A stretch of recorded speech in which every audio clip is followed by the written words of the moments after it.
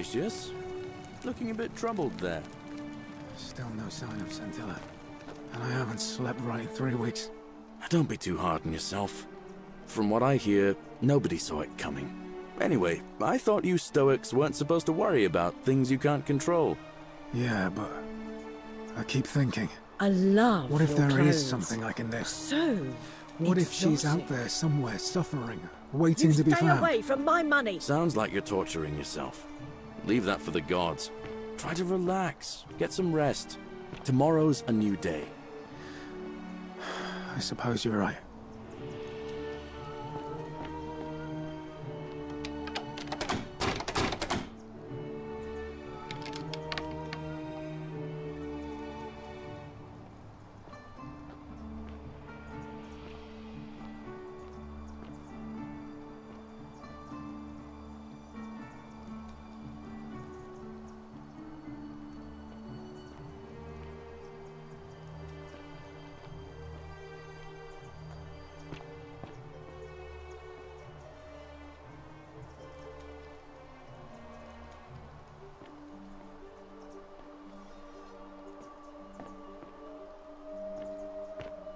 Galerius? Beautiful. Horatius? Unless you want me to Looking a slip bit some troubled hemlock there. into your Tantalus, neck. cannot catch the drops of water, I haven't slept and the right in 3 tree you weeks. grasp Don't be at too hard on eludes you. yourself. From what I hear, nobody saw it coming.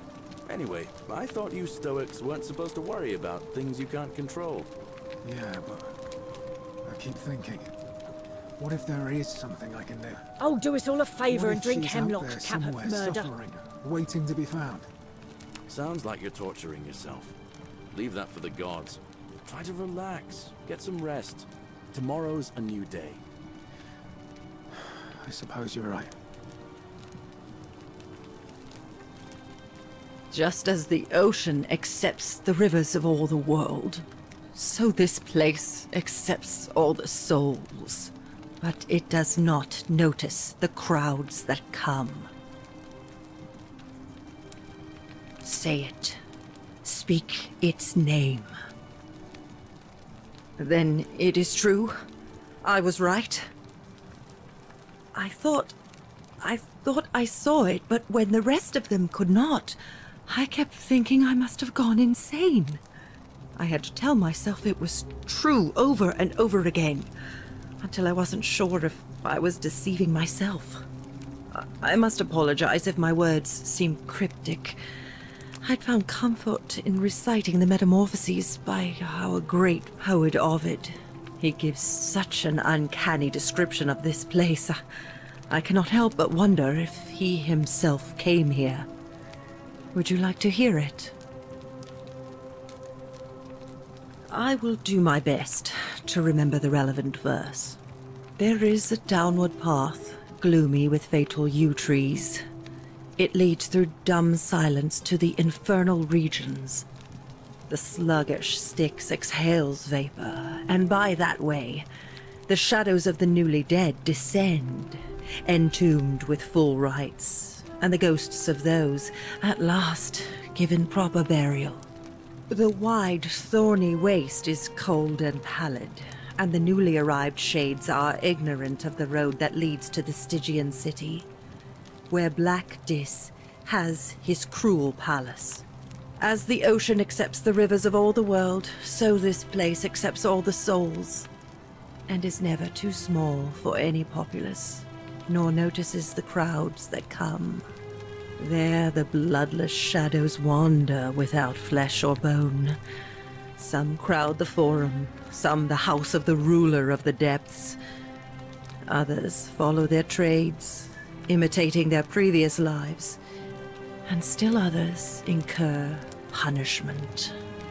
I hope I have done it justice, and now we share a secret. It's as if you've lifted a great burden from my shoulders. Thank you, friend. I think I should rest.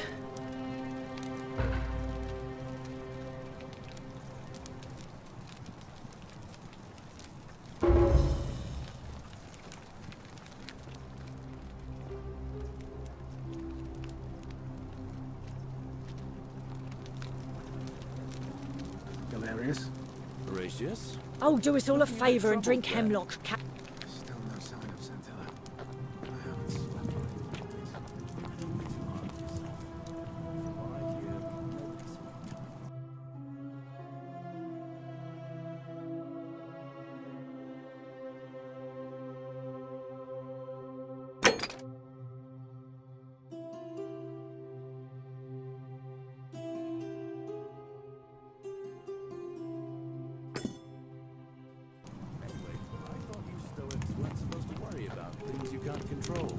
Yeah, but I keep thinking, what if there is something I can do?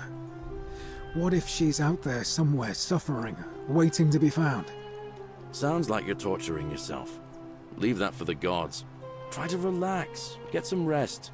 Tomorrow's a new day. I suppose you're right. Citizen. Salve again, my Sisyphean friend. Now, what's on your mind? I've bounced the idea around once or twice, mainly as a way of getting Dooley set free. God knows Sentius is never going to do it. But from what I hear, Malleolus has the elections stitched up. Nobody's going to take him on and win. And maybe that's not such a bad thing. I mean, he talks a lot about freedom, so I'm hoping if he's elected, he'll release Dooley from his cell. That's good enough for me.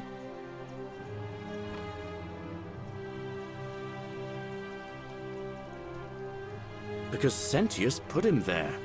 Poor Dooley was just wandering around looking for some imaginary treasure. Now a magistrate accused him of being a thief. That's nonsense, of course. Dooley's the most harmless man you'll ever meet. But Sentius really has it in for him, for some reason. Gladly.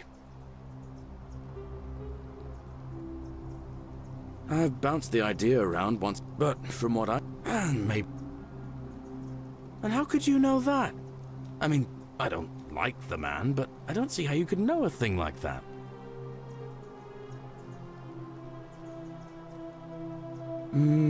I suppose you're right. All right, friend. Hope you find a way to break that cycle you're in.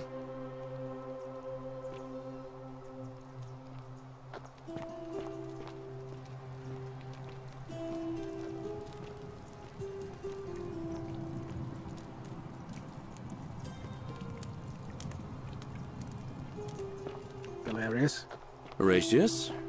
Looking a bit troubled there. Still no sign of Centilla. And I haven't slept right in 3 weeks. Don't be too hard on yourself. Out of my way! The many shall suffer for the sins of the one.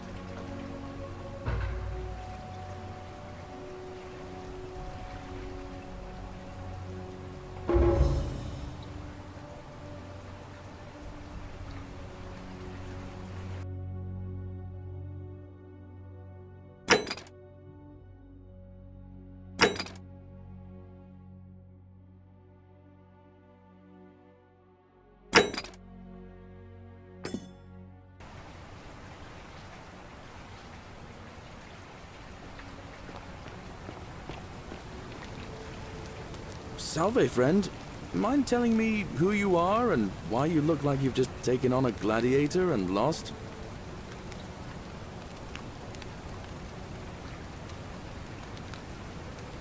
All right then. I'll get out of your way.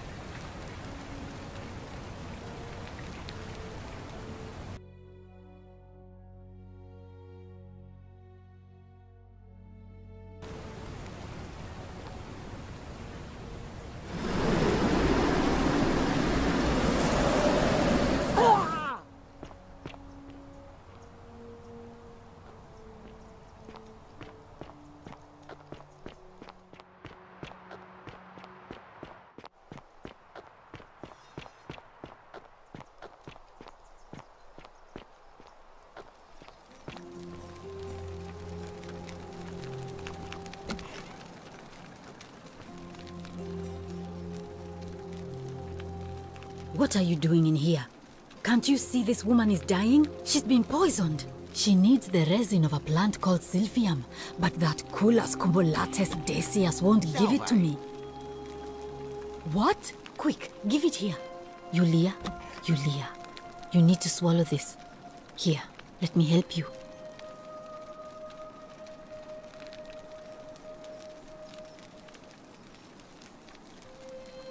Hopefully, in a moment, she should be able to breathe normally. That was extraordinary. How did you know she needed this exact thing, and at this exact moment?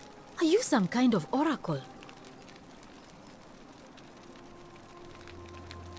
Look, if you don't want to tell me, I won't look a gift horse in the mouth.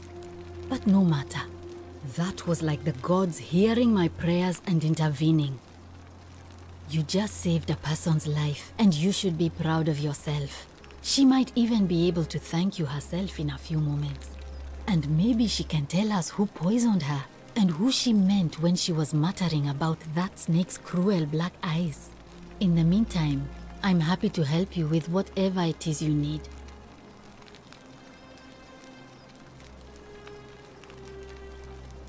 That's a shame. Thanks again for saving Yulia's life. Apollo smiles upon you.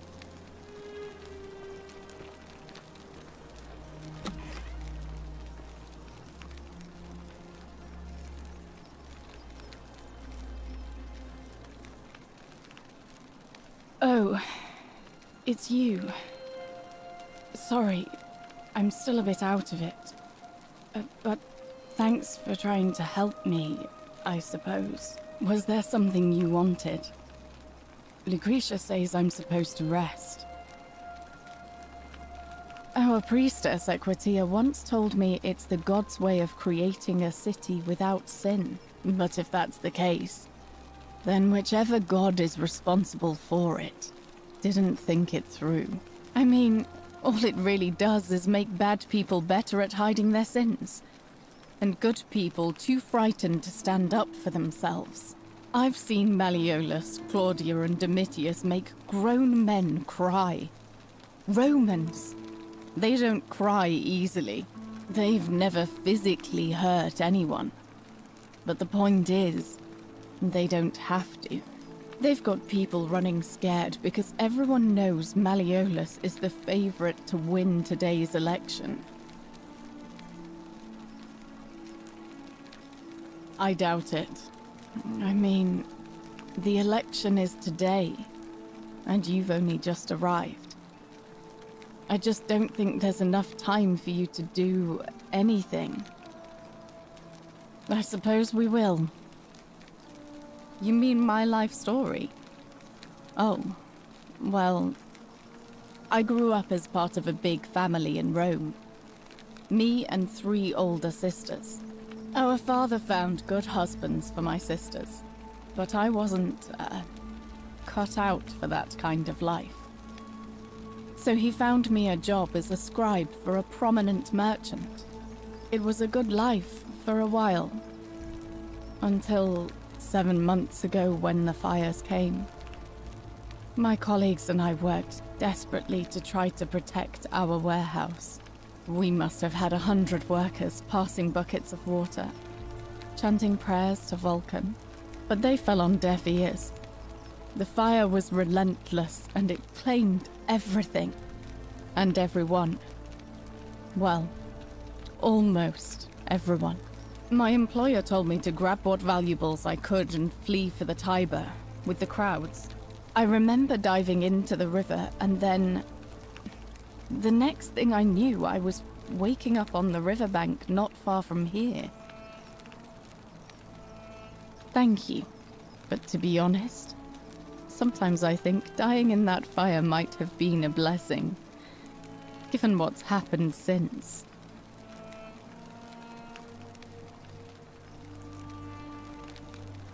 All right. Thank you again for saving my life.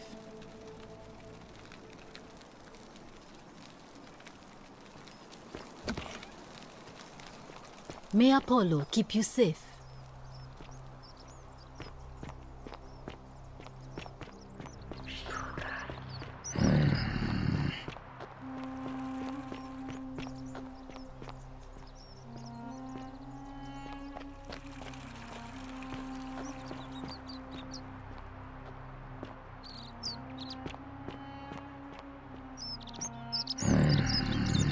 Name's Rufius. Better watch your step.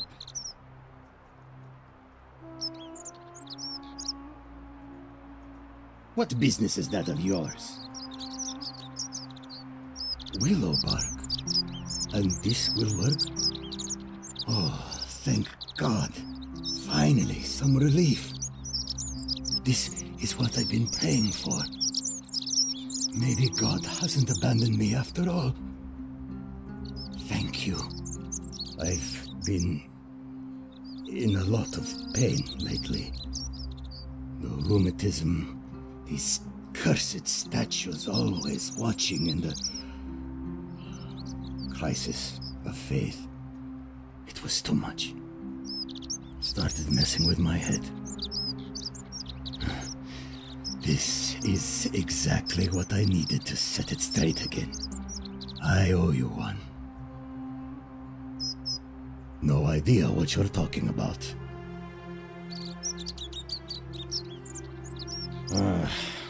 All right. After this, we're square. I think I have seen that plaque. Sorry I lied. Can't be too careful these days. Head into the caves behind the theater. Turn right, then right again. Oh, and here. You'll need this key.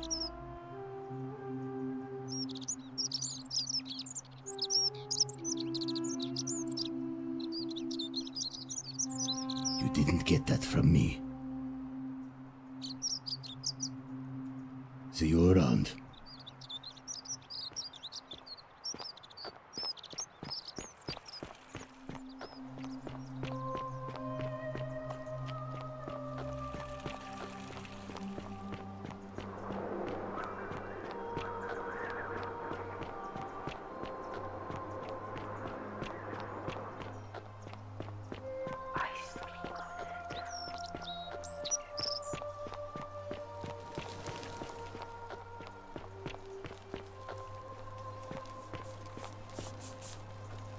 Salve, friend. I'm Octavia. Welcome to life under... Ah, another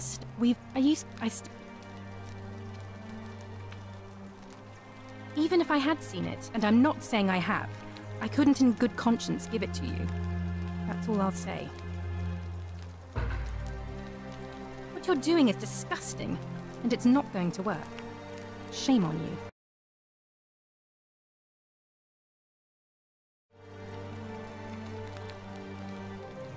All right, well, it was lovely. I can't believe this is how it ends. Oh no. No. No, no, no, no, no. Ulpius, what are you doing? What? Help. Thank you. You know about that? Well, if you don't... it's too... if I... Oh, really? That changes things a little. But we're still in debt bondage to that monster. Unless you happen to have 2,000 denarii to pay off both of our debts.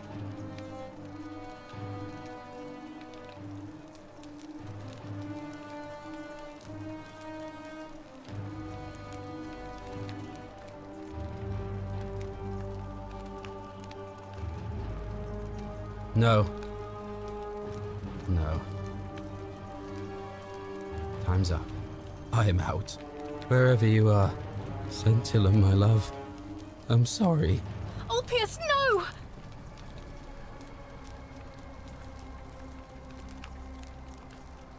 I can't believe he went through with it. Oh Lord. That poor lamb.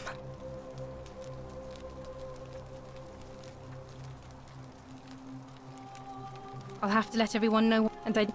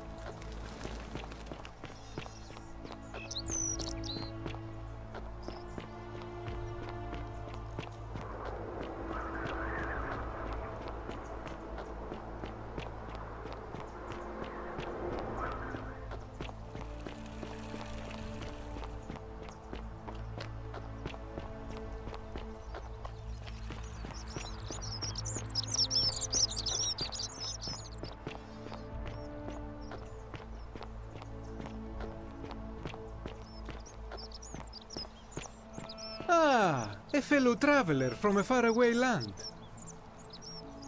Greetings, I'm Georgius. It gladdens me to see another foreigner in our midst.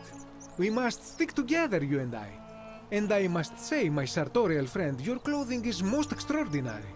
Leather boots in place of sandals, trousers with precise stitching, and such a curious design. I have traveled distant trade routes from the markets of Damascus to the farms of India, and never have I seen anyone dressed quite like you. Tell me, I must know, from which exotic part of the world do you hail?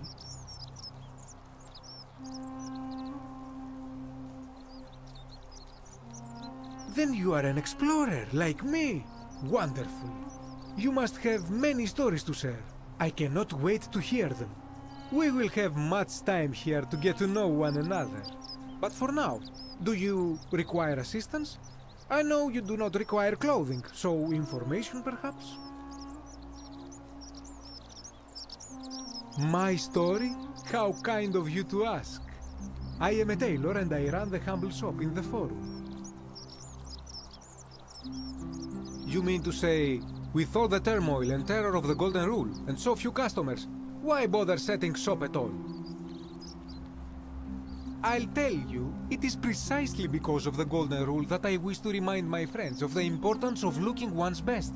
I say, the more of our customs we preserve down here, the more we can preserve a semblance of normality, the better our chances of keeping our heads. Don't you agree? Oh, and there is another reason too. If we all end up as golden statues for future generations to marvel at, I don't know about you, but I would like to look my best. A good question. A very good question indeed.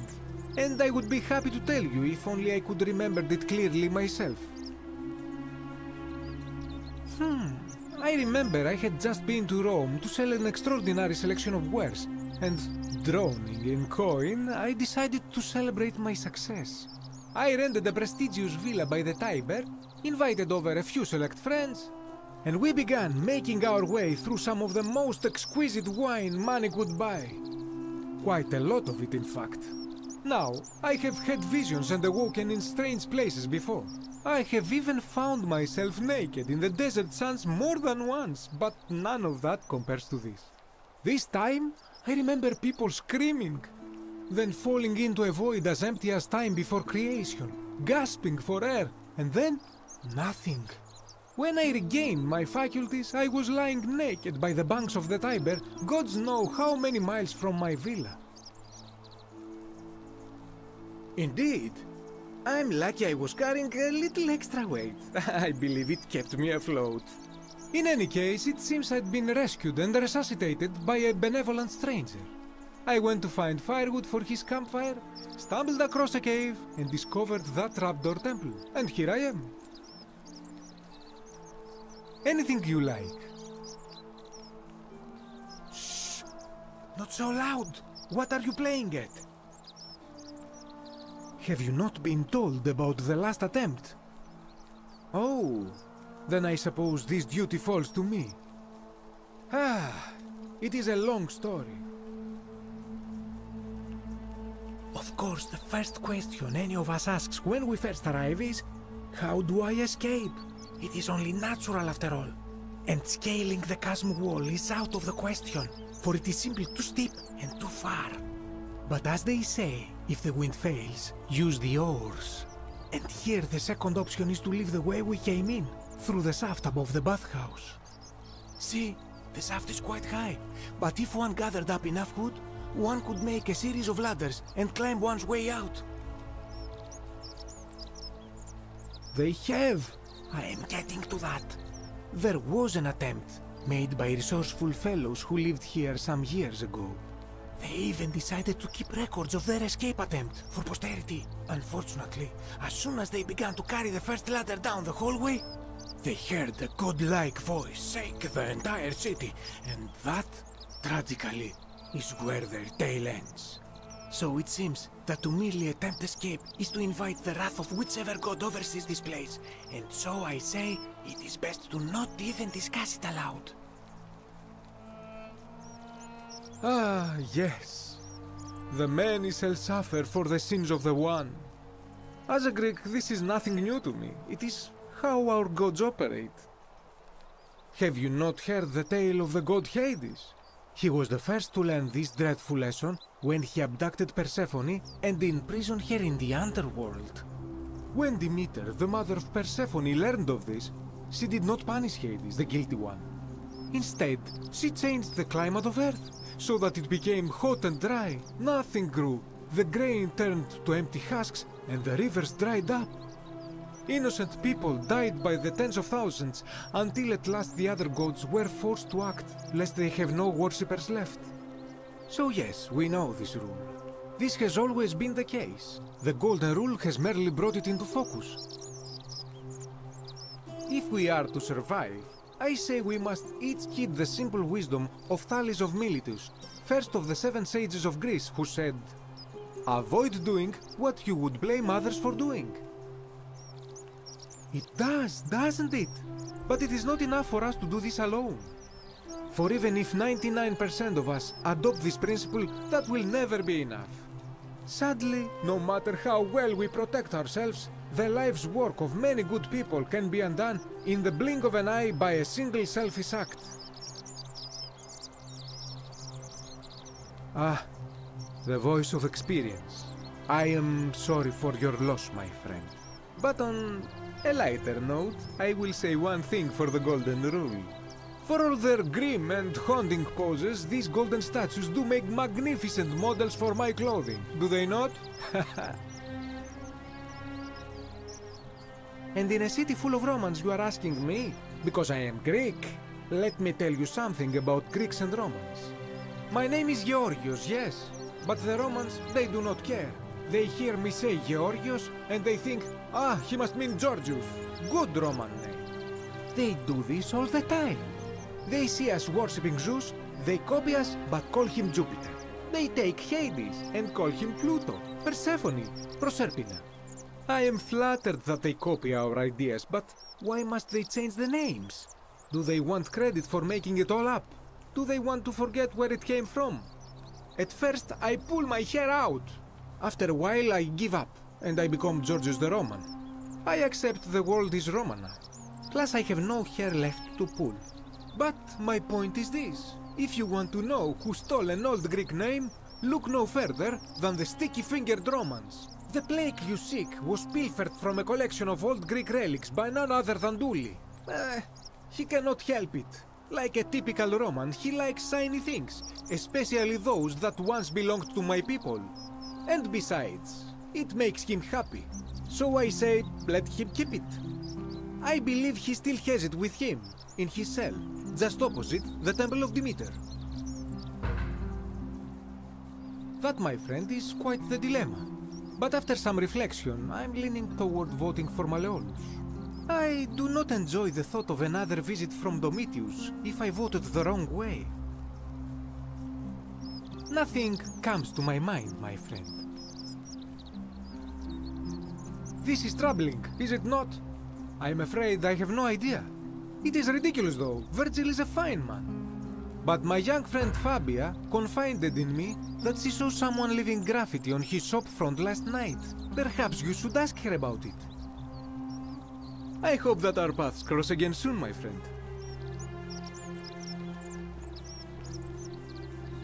You there! I'm sorry to trouble you, but I couldn't help but notice that fine bow you're carrying. No idea how you managed to get your hands on it, especially in the light of our dear old magistrate's ban, but I'm impressed. And before you ask, no, I wouldn't dream of trying to buy it from you. I have no use for a wooden bow myself. But I would like to propose a joint business venture of sorts. Tell me, do you have any idea how people here end up as golden statues?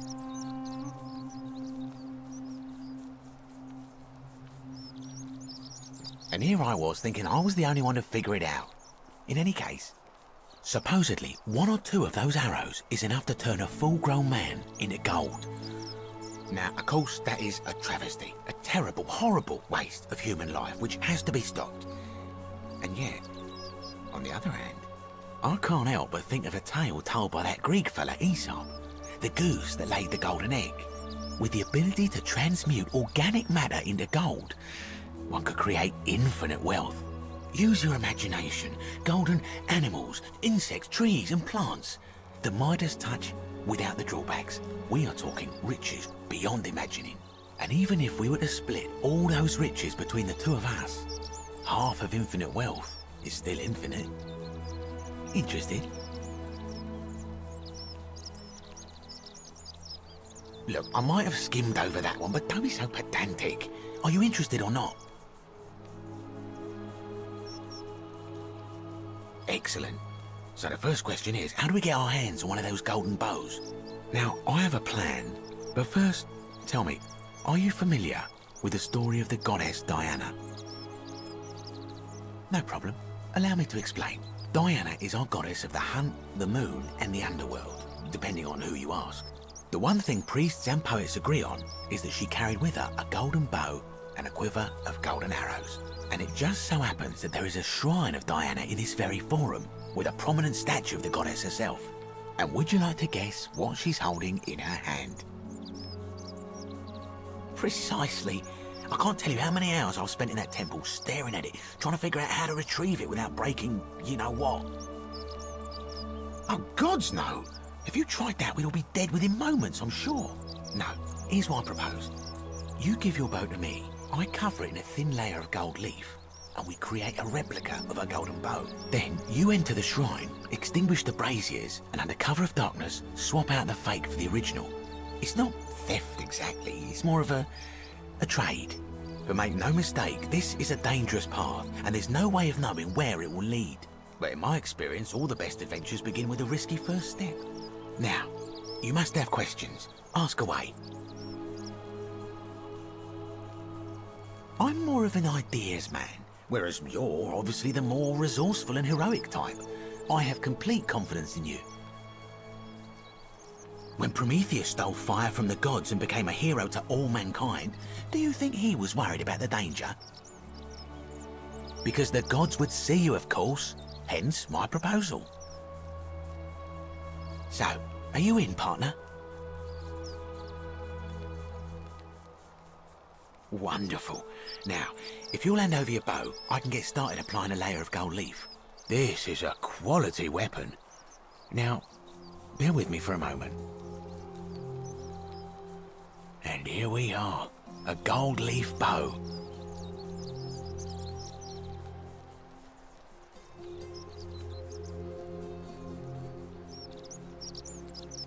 Now I've gone and unlocked the Shrine of Diana for you, so as quick as you can, head on inside. It's just at the end of the street on the left. May the gods not watch over you.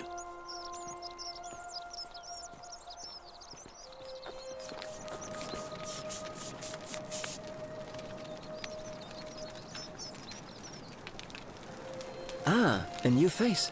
Salve, and welcome to a little community. My name's impossible to pronounce for most people, so you can just call me Virgil. I hear we have you to thank for saving Julia's life. I'm glad you arrived when you did. Nice to talk to you.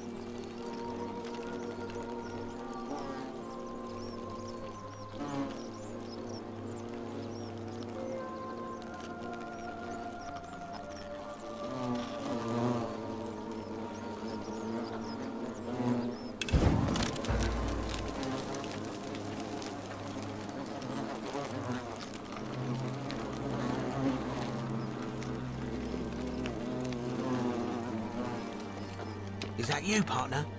Do you have the bow? Wonderful. Just go ahead and slide it under the door for me and I'll unlock it for you.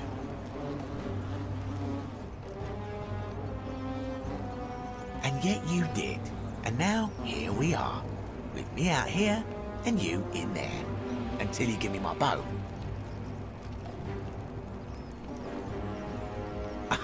No, technically, I never said that. I said, if we were to split all those riches between the two of us, infinite wealth is still infinite. It's hardly my fault if you can't tell the difference between a hypothetical and a promise, now is it? Oh, I do love a good loophole.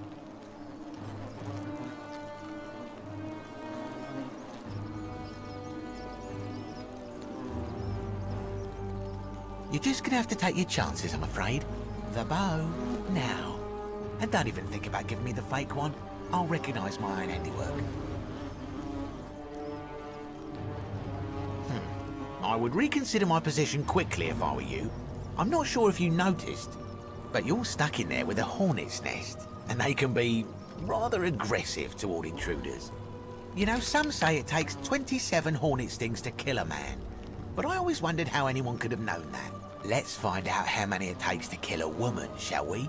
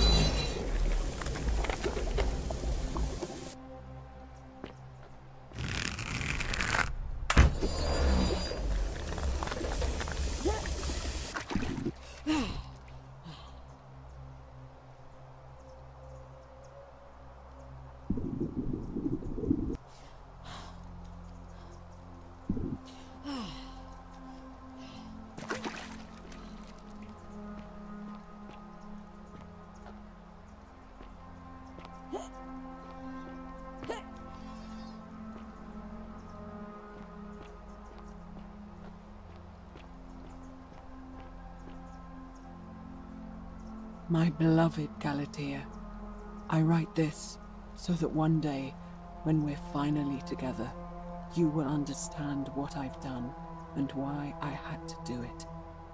The others will call me mad or a monster, but I don't care what they think. Everything I'm doing here, I'm doing for you. I'll start at the beginning.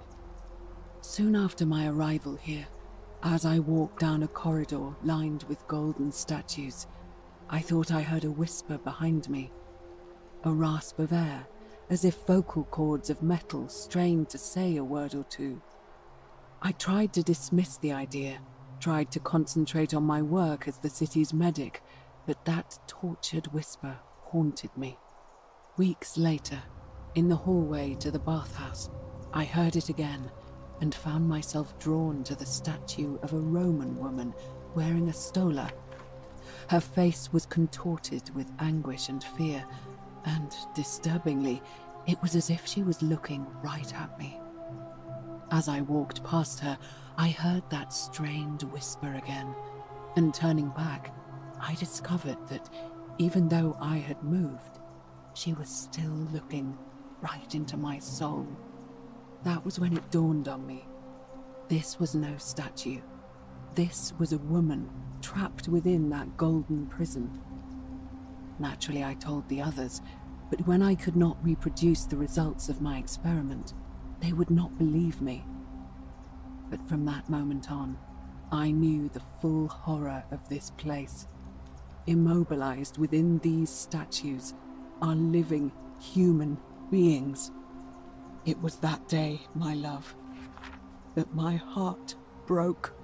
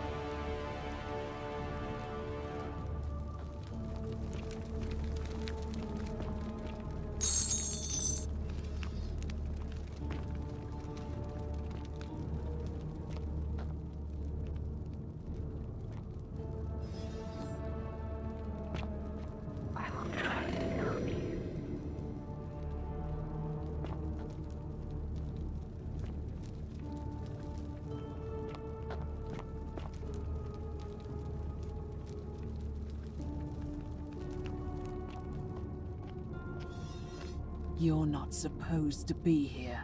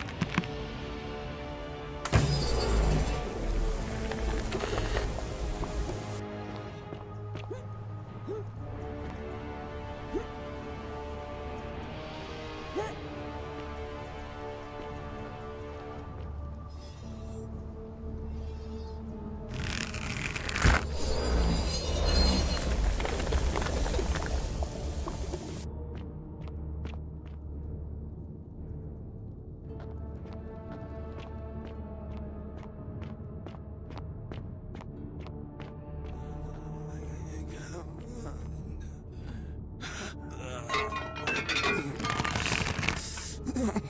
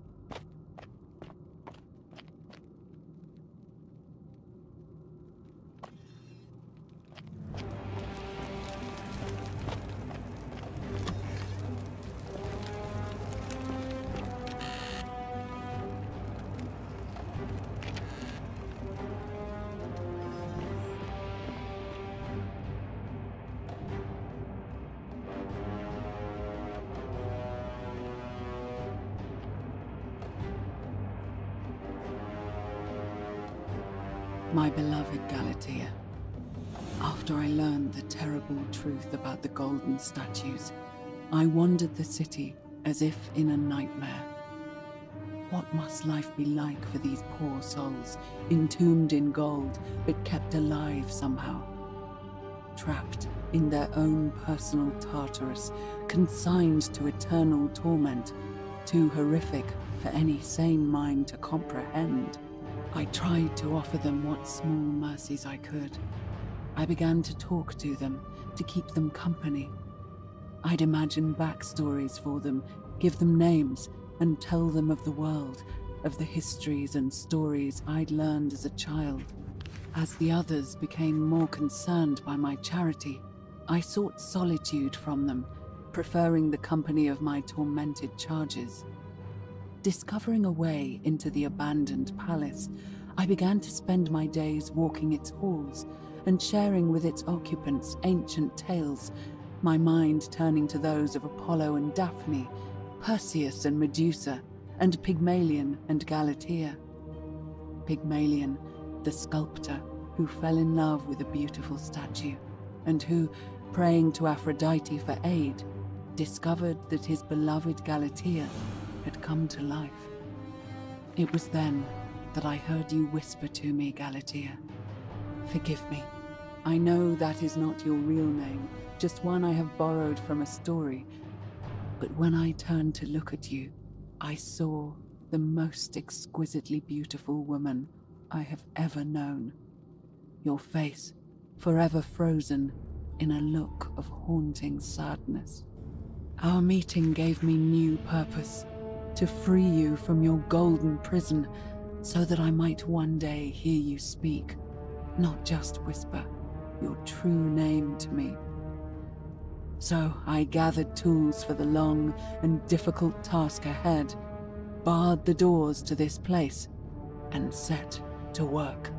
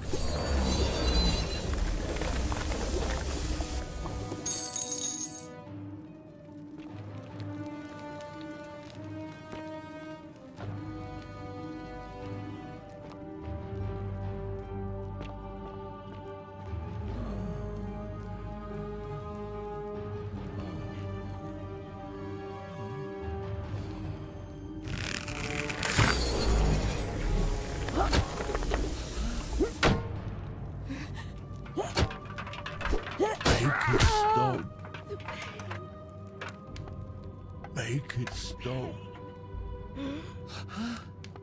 Kill me. Kill me. You. I just can't die. Please.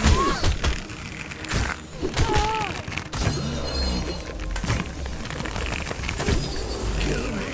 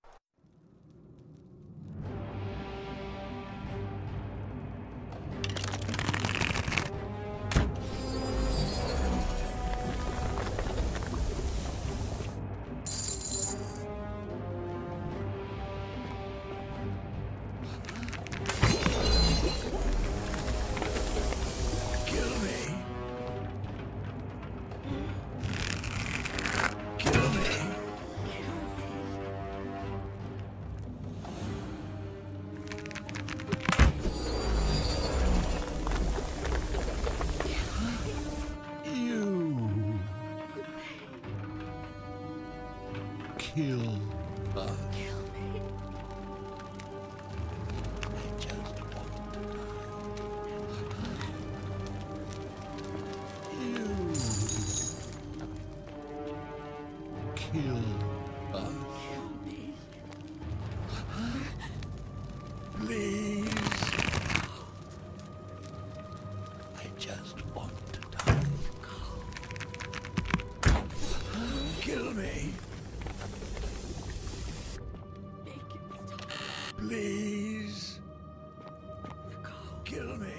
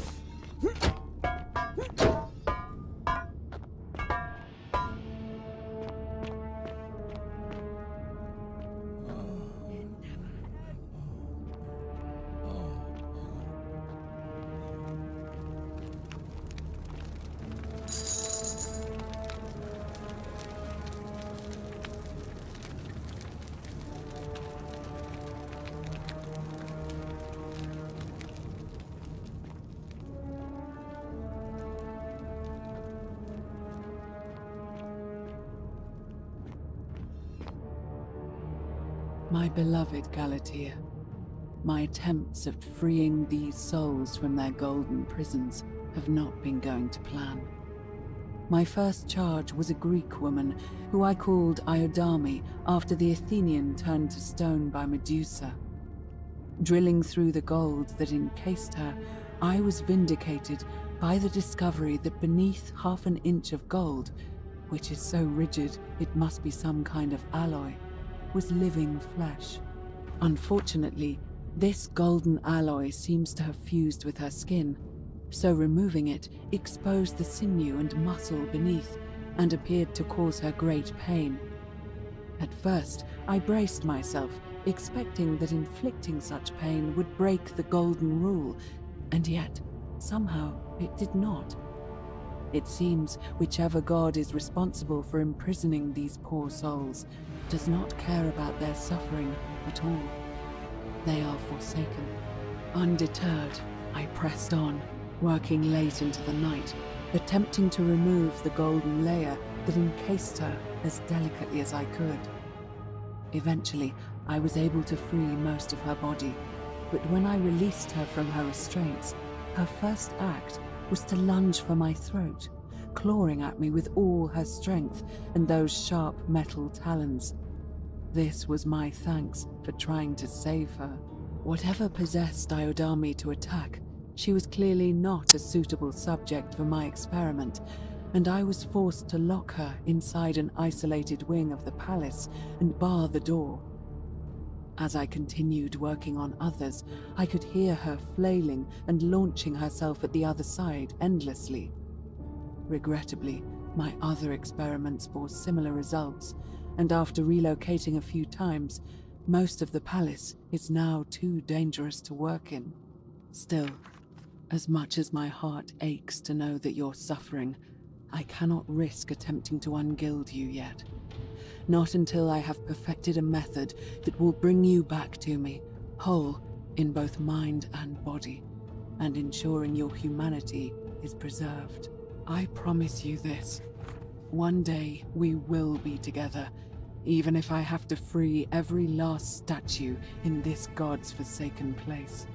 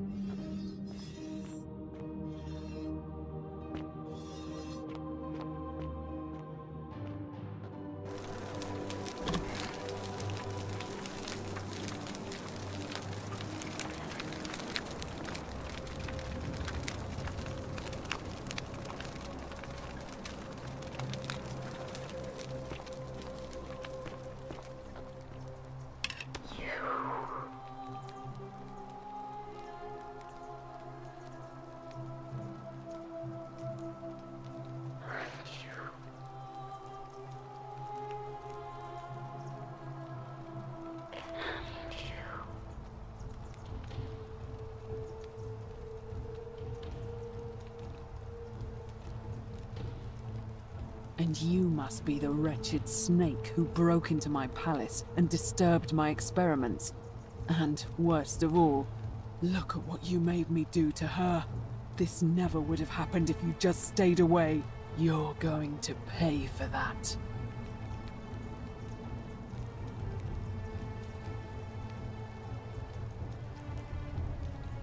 And you think I care about that? I don't care what happens to me, as long as you get what you deserve. Liar! I locked and barred the gate. I left a message warning you all to leave me alone. I just wanted to do my experiments in peace, for her. And now look at her. You made me turn the most beautiful woman I've ever seen into this. Look at her. She's in agony. All I wanted was to spend my last moments with her, to see her beautiful face, to hear her speak freely, instead of in those cryptic whispers. But as soon as I began my work, she stopped whispering to me. And now I discover she started whispering to you instead. What's so special about you?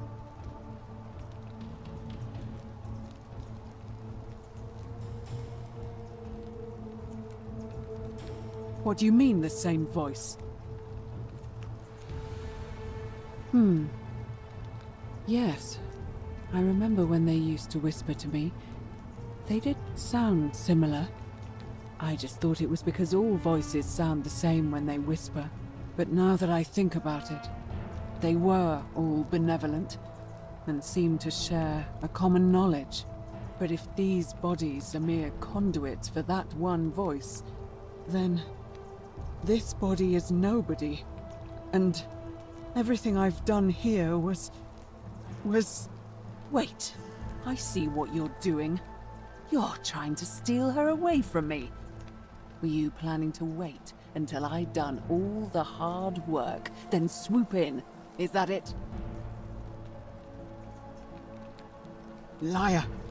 You tried to steal her away from me, and now look what you made me do. Give me one good reason why I shouldn't peel you too. What? What are you talking about? Wait. So you're saying you weren't coming for us? So I did all this. I ruined her. For nothing. What have I done? Oh God, I feel sick. I can't bear the thought of her being like this. And in so much pain. It's the air. Coming into contact with her flesh. It's agonizing for them. But the only way to fix it will be to break the golden rule and let it run its course. At least that way she'd be golden again, and we'd be together. All it would take is one little cut.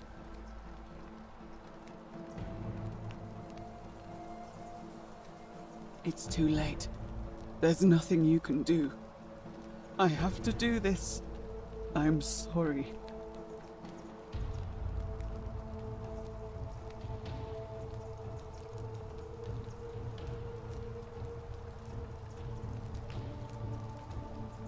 What? Wind back time? What are you talking about? What? How is that possible? The goddess of the cycle of life and renewal, of course. But I'm confused. If you've harnessed the secrets of the gods, why tell me? I see. Well, I'll trust you to honor our bargain. But if you don't, mark my words, I'll break the golden rule and kill you and everyone else in this city. As a quid pro quo, here is the only thing of value I have left. The key to the chest in the Shrine of Apollo. There should be something in there that's useful to Lucretia.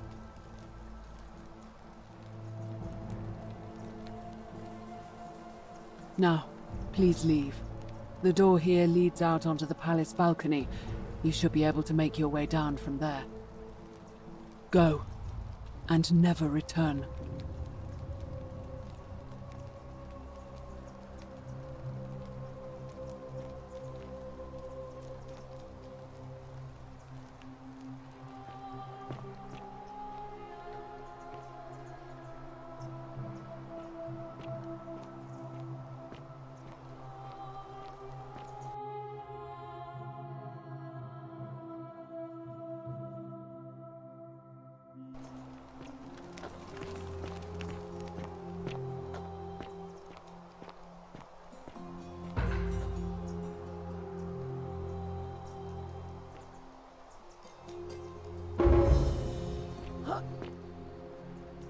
Oh!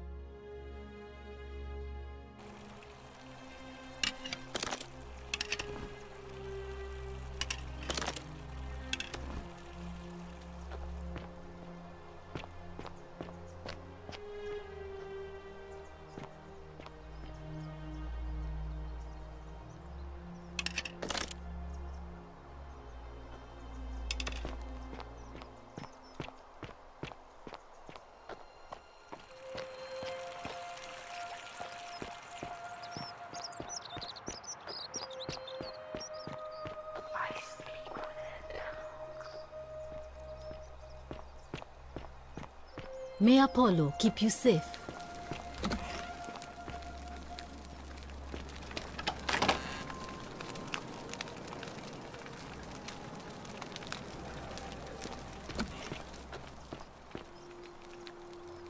Feeling all right?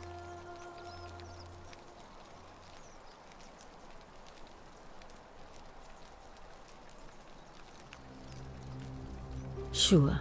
What do you want to know? Gladly. That's a shame.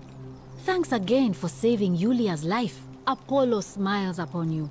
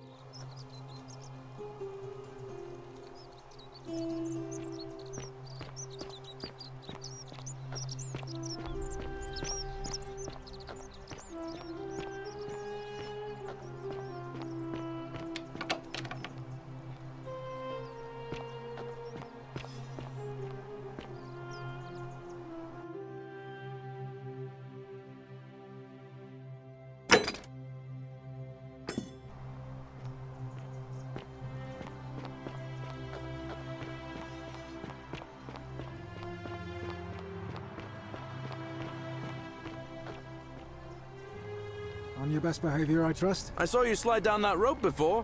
Very impressive. And strange, too, since they're out. Anyway. Well, I've been trying to... It's too...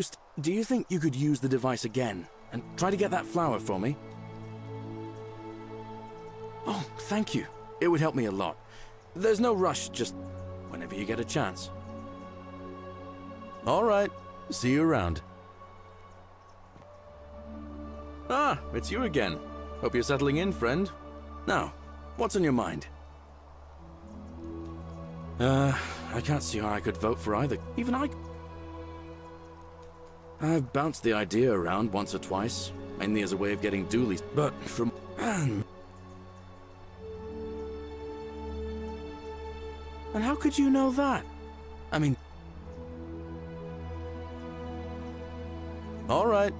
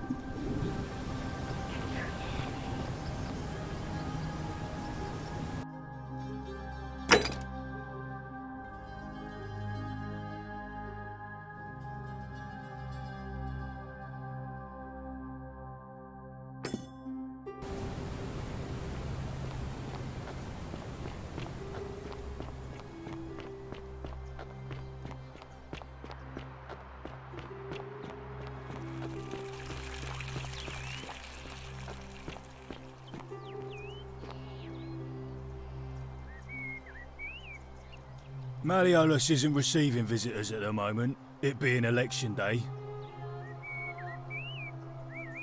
He's not here. Dunno. The little Capet murder escaped earlier this morning, while I was taking Yulia to the clinic. He can't have gone far, but if you find him, tell him the punishment he gets for coming back on his own won't be as bad as if I have to go looking for him. Listen, I don't abduct women. They come to me, and they keep coming back, if you know what I mean. You don't know Sturkus. Whatever. Just remember, I'll be watching.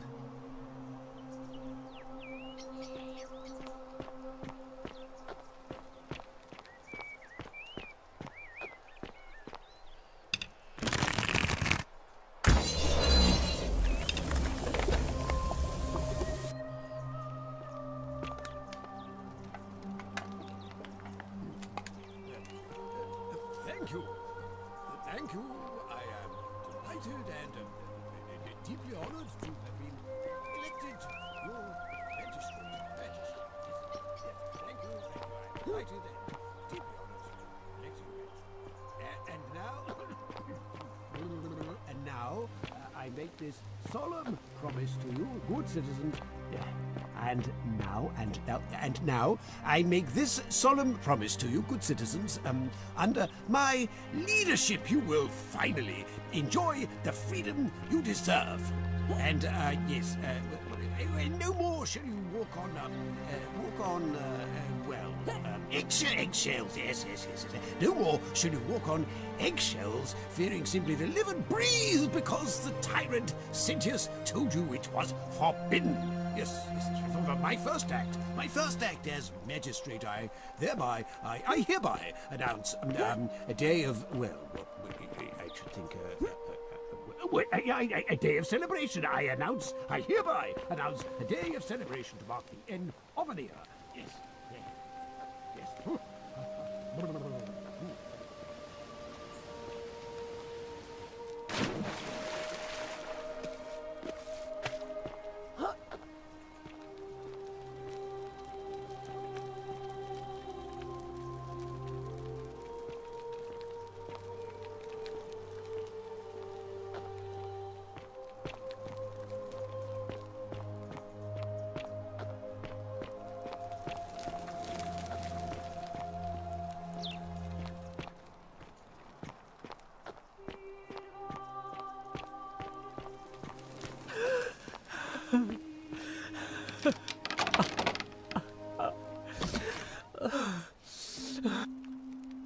You're not supposed to be in here.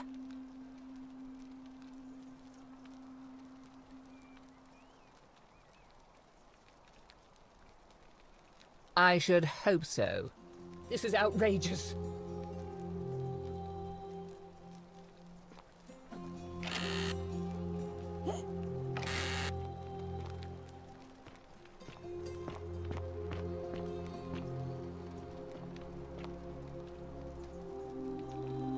Why are you still here?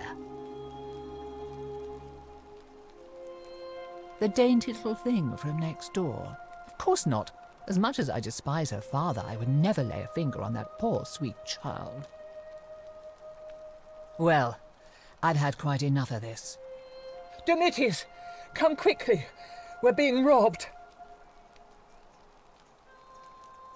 Do I need to call Domitius? Get out.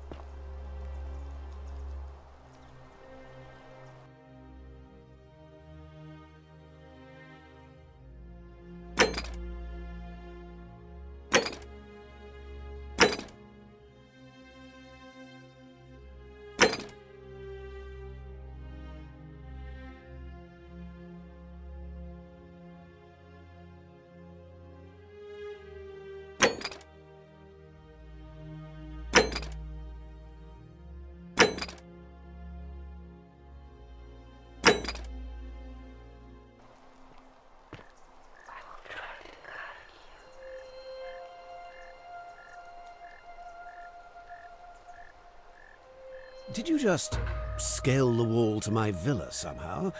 I must remember to have words with that buffoon Domitius.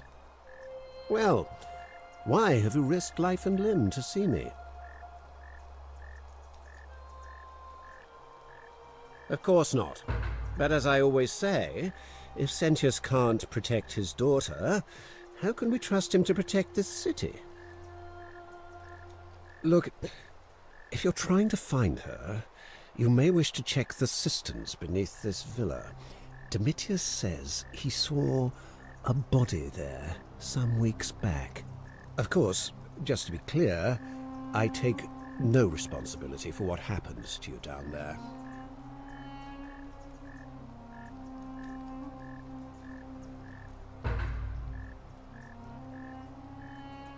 My name is Marcus Malleolus Georgius. You seem to have confused me with someone else. You mean my heterochromia? I am guilty of nothing more than having different colored eyes. And I'm hardly the only person with the condition. Alexander the Great had it too, as it happens. I like to think it is simply the way the gods have chosen to mark a natural-born ruler. Nothing more.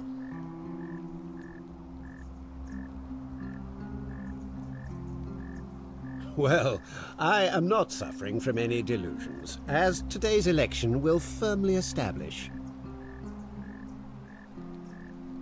Unlikely, because it simply isn't true. Now, was there something else you wanted? Are you insane? You barge into my villa, uninvited, and then make outrageous demands? Why would I withdraw from an election I'm bound to win? You fool. The many shall suffer for the sins of the one.